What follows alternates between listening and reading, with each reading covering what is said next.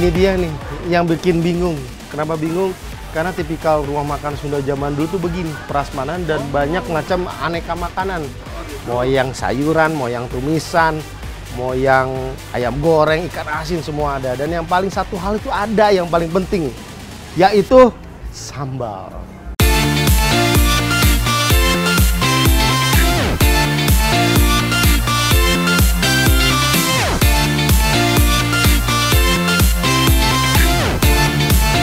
Bagi pecinta pedas, pastinya bakal terasa hambar jika menikmati makanan tanpa si sambal. Untuk masyarakat Sunda atau Jawa Barat, sambal menjadi pelengkap makan yang nikmat. Rasa sambal Sunda pun bervariasi, ada yang pedas, asin pedas, dan juga manis pedas. Tak heran kalau di rumah makan Sunda, pastinya selalu ada aneka macam sambal, termasuk di Garut, Jawa Barat. Cabenya cabai keriting hijau, ya sama cabai rawit hijau. Oke, lalu ya. Bedanya apa sih? Bukan ada cabai hijau dari Padang, ya. Sama yang Sunda ini bedanya apa? Kalau Padang mah pakai digoreng, mungkin ya pakai minyak digoreng. Kalau ini mah dimentah. Oh gitu, bedanya gitu.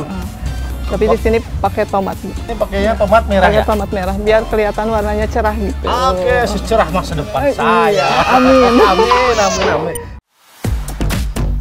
Wah, sambal goang memang juara pedasnya.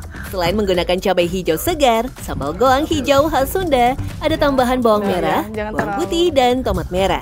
Tak terlalu halus seperti sambal pada umumnya, keunikannya pada tekstur yang kasar dan berbutir itu loh. Tinggal dituangin ya, tuangin aja. Tuangin lagi aja ya. Tapi boleh dicoba, Bu? Boleh, ini boleh. Ya, yang profesional, mana yang enggak ya. Si kehalusan. Maklum kan pria tulus dan baik hati. Iya, Bu ya. Iya. Jadinya nggak suka yang kasar-kasar. Gentleman. Selain sambal goang cabai hijau, ada juga sambal dadak. Nama dadak berasal dari bahasa Jawa yang berarti segar atau baru. Karena pada pembuatannya selalu dadakan. Berbeda dengan sambal-sambal lain yang disimpan dan disajikan dalam jumlah banyak, sambal dadak biasanya dalam porsi kecil dan langsung dikonsumsi. Ini sengaja pakai tomat agak kecil supaya ini rasanya lebih asam, terus kelihatannya segar gitu, menarik makan. Kenapa nggak pakai tomat yang besar, Bu? Ya, itu kalau tomat besar lalu di sini buat sambal goreng.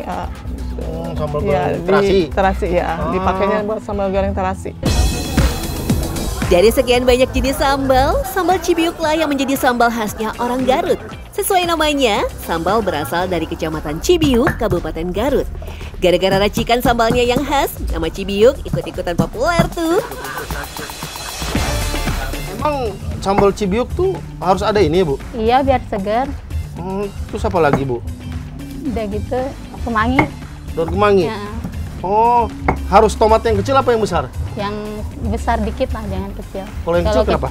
Kalau yang kecil pahit. Oh, jadi pahit. Ya, pahang, nggak enak. Pahang. Ya.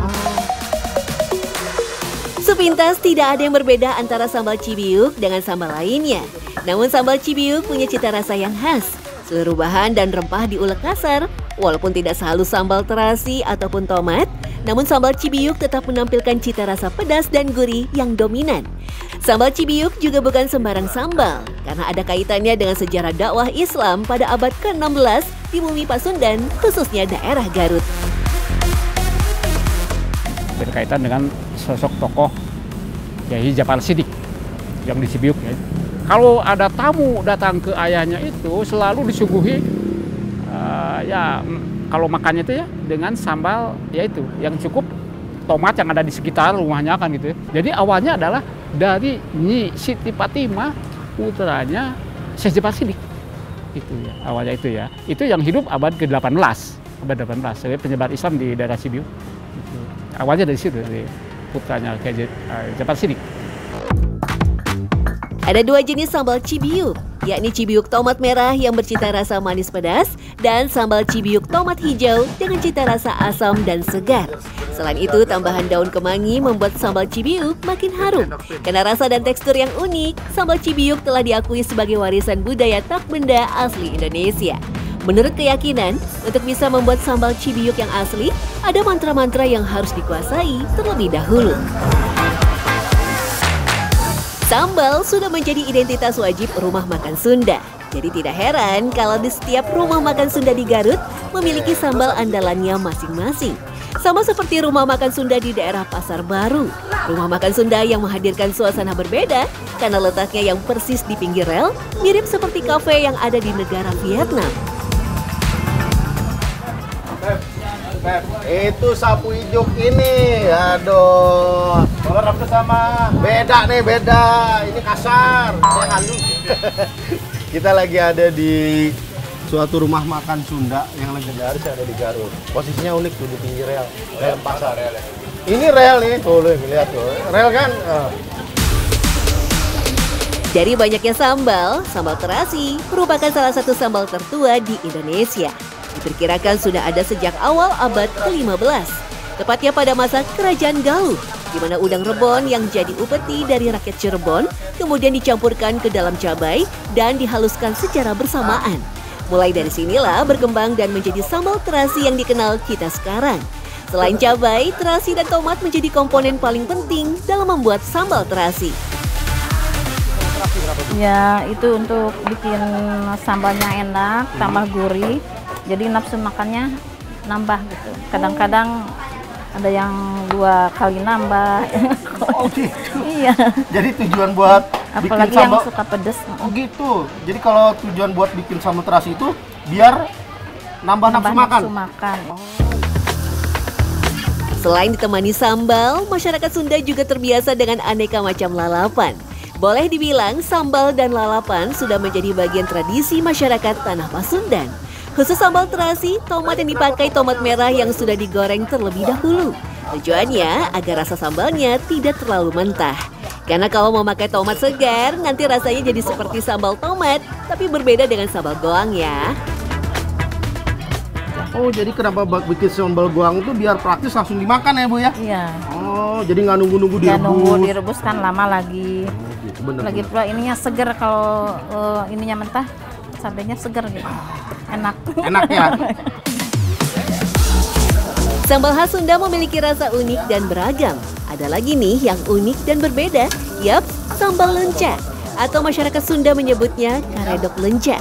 Lenca atau lebih dikenal dengan tanaman ranti dipadukan bersama cabai domba, bawang putih, dan kencur.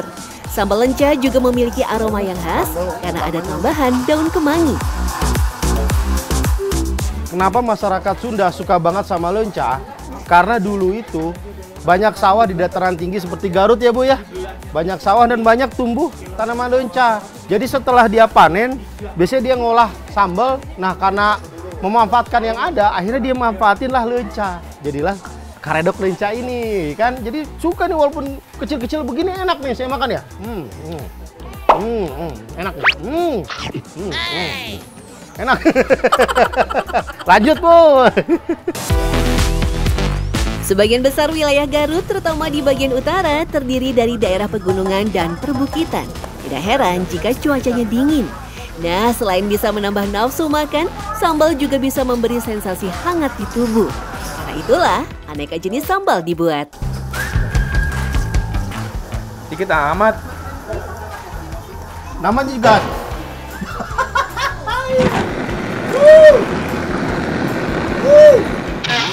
Tapi seger gak? Ini seger, cuman pedesnya luar biasa gitu.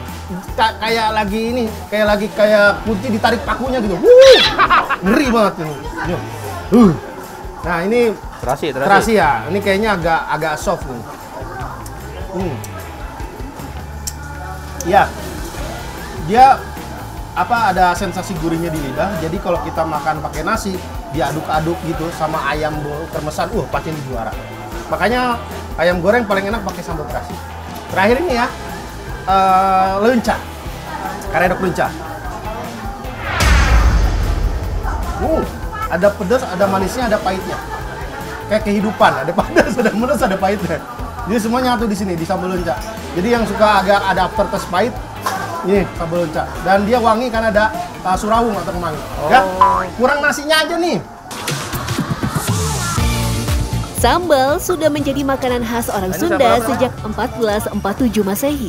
Ketika itu cabai baru saja masuk ke Indonesia dan banyak ditanam di wilayah kekuasaan Kerajaan Galuh di Ciamis. Mulanya cabai digunakan untuk campuran masakan karena rasa pedasnya yang menggugah selera. Juru masak kerajaan kemudian mengolah makanan berbahan baku cabai, salah satunya sambal. Lalapan dan sayuran segar yang menjadi ciri khas masakan Sunda sangat cocok disantap bersama sambal. Selain itu, kebiasaan makan sambal dan lalapan telah menjadi bagian dari identitas budaya Sunda yang menunjukkan kedekatan masyarakat Sunda dengan alam dan tradisi. Yeah.